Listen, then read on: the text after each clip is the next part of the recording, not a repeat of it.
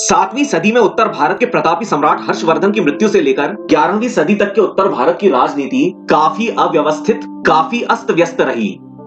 राजनीतिक तौर पर आप इसे उत्तर भारत का अंधयुग भी कह सकते हैं, लेकिन इसमें भी अगर हम किसी प्रकाश पुंज को तलाशें तो वो निस्संदेह ही गुर्जर प्रतिहार साम्राज्य था, जिसने भारत के उत्तरार्ध को लगभग 2.5 शताब्दियों तक एक सूत्र में बांध कर रखा। वैसे गुर्जर और प्रतिहार ये दो शब्द अलग अलग हैं। गुर्जर एक जाति विशेष का नाम है, जबकि प्रतिहार एक विशेषण है जिसका अर्थ होता है प्रहरी, यानी बाहर के शत्रुओं से आपकी रक्षा करने वाला। लेकिन कई अभिलेखों में, इंस्क्रिप्शंस में गुर्जर और प्रतिहार दोनों का एक साथ प्रयोग हुआ है। और भी कई प्रमाण हैं जिनकी बुनियाद पर अधिकांश इतिहासकार इन्हें एक ही बताते हैं, जबकि कुछ इतिहासकार साम्राज्य स्थापित करने वाले प्रतिहारों को अलग बताते हैं। लेकिन किसी भी ठोस नतीजे पर पहुंचने के लिए अभी प्रमाण नाकाफी हैं। गुर्जरों का भारत में इतिहास कब से शुरू होता है ये तो कहना काफी मुश्किल है, लेकिन भारत का एक बड़ा राज्य गुजरात, पश्चिमी पंजाब में गुजरात और गुजरांवाला नाम के शहर और भी कई ऐसे संकेत हैं जिनसे हमें पता चलता है कि प्रारंभिक काल में गुर्जरों का पश्चिमी भारत के एक बड़े हिस्से पर आधिपत्य होगा। लेकिन ये सभी राज्य छोटे छोटे थे। 7वीं सदी की शुरुआत में उस जमाने के ज्ञात जगत पर अरबों के हमले होने लगे। कुछ ही समय में ये आंच भारत तक भी पहुंच गई। तब उत्तरी भारत में हर्षवर्धन का शासन चल रहा था। हर्ष की मृत्यु के करीब 7 दशकों बाद भारत पर अरबों के आक्रमण की एक बड़ी लहर आई और उन्होंने पश्चिमी भारत के एक बड़े क्षेत्र पर अधिकार कर लिया। कई पुराने राज्य ढह गए और अरबों को टक्कर देने के लिए, यानी क्षेत्रीय भाषा में मलेच्छों को टक्कर देने के लिए कई नए राज्य उभरे, जिन्होंने अरबों को आगे बढ़ने से रोक दिया और उनसे कई इलाके वापस भी छीन लिए। इन राजाओं में मेवाड़ के बप्पा रावल और गुर्जर प्रतिहार वंश के नागभट्ट प्रथम के नाम सबसे प्रमुख हैं। शायद इसी प्रतिकार और सीमाओं की सुरक्षा के कारण ही प्रतिहार शब्द बना। इस समय गुर्जर प्रतिहारों का मुख्यालय अवंती यानी उज्जैन मालूम होता है। तो प्रारंभ में इनका राज्य मालवा में केंद्रित था, लेकिन अरबों को खदेड़ने के बाद इनका प्रभाव मंडल गुजरात और राजस्थान तक फैल गया। संभवतः इन्हीं के शासनकाल के दौरान आदि शंकराचार्य का दिग्विजय अभियान हुआ। तब से पिछली 4 सदियों से बौद्ध संप्रदाय लगातार ढलता चला आ रहा था, लेकिन उसको जो नुकसान आदि शंकराचार्य के व्याख्यानों, शास्त्रार्थों और टीकाओं ने पहुंचाया, उसकी कोई तुलना नहीं है।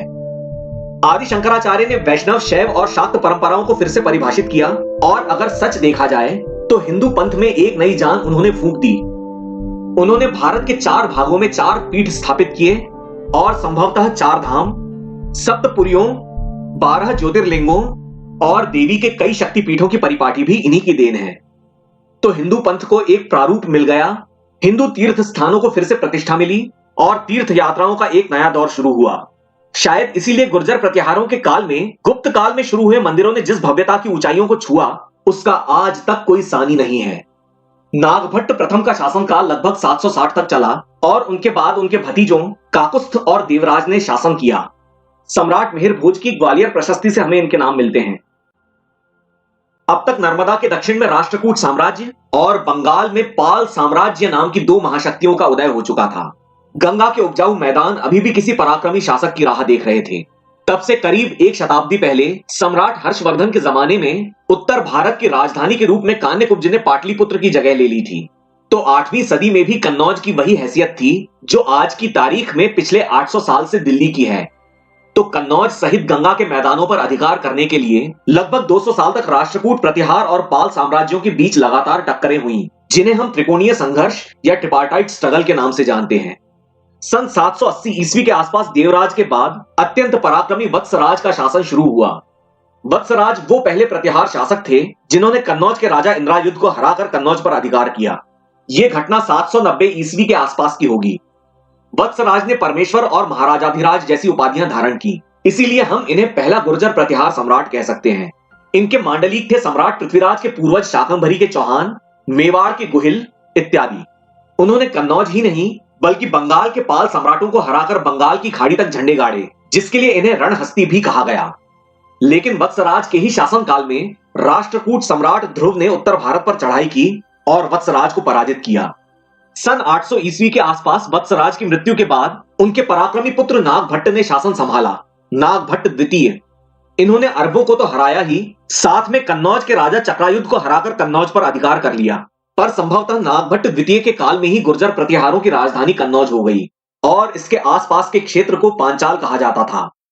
उन्होंने मुंगेर के पास पाल सम्राट धर्मपाल को पराजित किया, जो कन्नौज पर कब्जा करने के लिए बढ़े चले आ रहे थे, और इस युद्ध में मेवाड़ के गुहिलों ने भी अहम भूमिका निभाई। दक्षिण से राष्ट्रकूट सम्राट गोविंद तृतीय ने कन्नौज पर चढ़ाई की और नागभट्ट को पराजित किया। इस एक अपवाद के अलावा नागभट्ट हमेशा युद्ध जीतते रहे और उन्होंने परमेश्वर और महाराजाधिराज के अलावा परम भट्टारक की उपाधियां धारण की। सन 830 के लगभग नागभट्ट द्वितीय की मृत्यु हो गई और उनके बेटे रामभद्र अगले गुर्जर प्रतिहार सम्राट बने। इनका शासनकाल अशांतिपूर्ण रहा और कई क्षेत्र साम्राज्य की पकड़ से बाहर हो गए। सन 835 के आसपास इनकी मृत्यु के बाद गुर्जर प्रतिहार राजवंश के सबसे महान सम्राट मिहिर भोज का शासन शुरू हुआ। ग्वालियर और उसके आसपास के क्षेत्र में इनके कई अभिलेख मिले हैं, जिनसे इस साम्राज्य के बारे में काफी जानकारियां मिलती हैं। इस काल के कुछ मंदिर ग्वालियर किले में मौजूद हैं।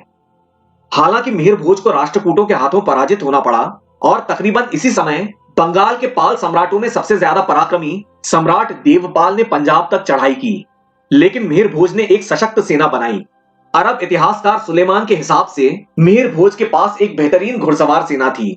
इसके बल पर मिहिर भोज ने एक नए सिरे से साम्राज्य बनाया। उन्होंने गुजरात के राष्ट्रकूटों को, सिंध मुल्तान के अरबों को, पंजाब के ठक्कियक शासकों को और पाल सम्राट नारायण पाल को पराजित करके सिंध और कश्मीर से लेकर बंगाल तक अपना प्रभाव मंडल स्थापित किया।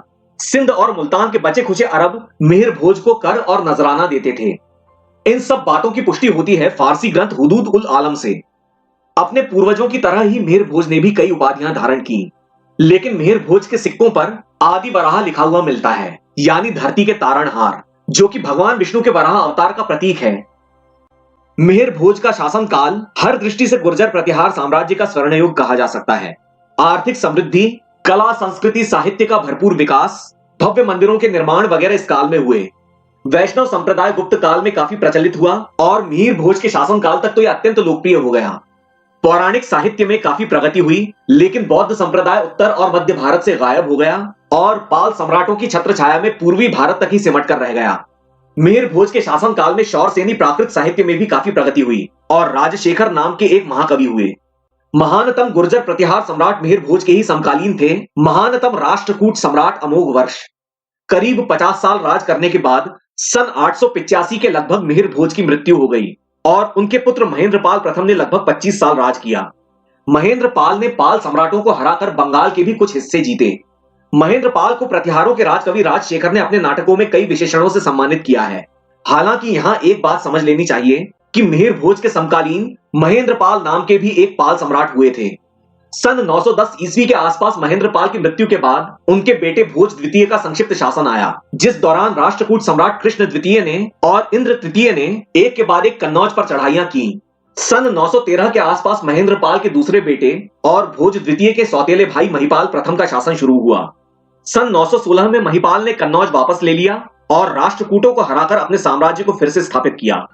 महिपाल के बारे में कुछ इतिहासकारों का कहना है कि उन्होंने मुल्तान पर घेरा डाला, हालांकि उन्हें सफलता नहीं मिली।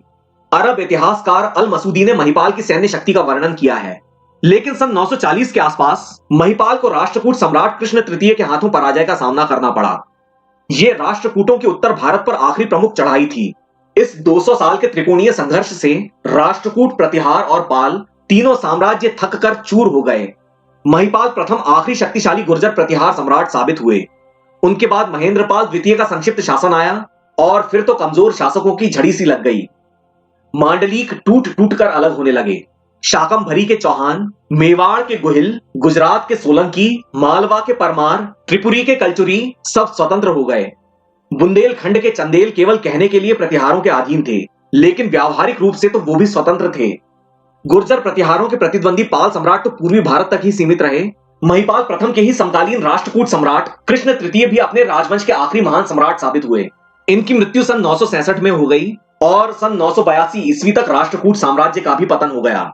उसकी जगह ले ली कल्याणी चालुक्य घराने ने, लेकिन उनमें राष्ट्रकूटों वाली बात नहीं थी। कल्याणी चालुक्यों का मालवा के परमार शासकों से संघर्ष जारी रहा, जिस पर आधारित कई लोक कथाएं प्रचलित हैं।